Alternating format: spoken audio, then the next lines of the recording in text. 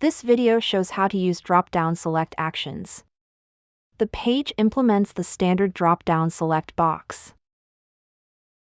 Firstly, run the demo recipe. You can find the recipe in Public Recipes. The recipe supports entering the text of the target option.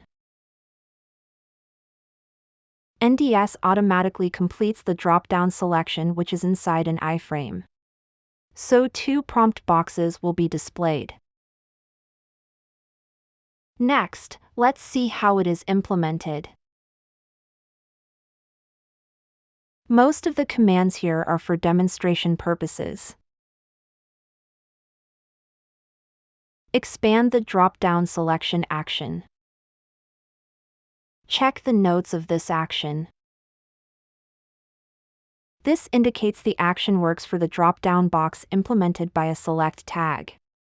The entered text is used for option matching.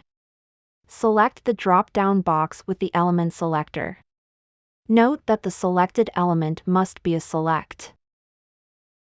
Enter the option text to be selected. If you want to decide the input when starting, you can declare that this input accepts argument. The argument name given here is the corresponding input name on the startup UI.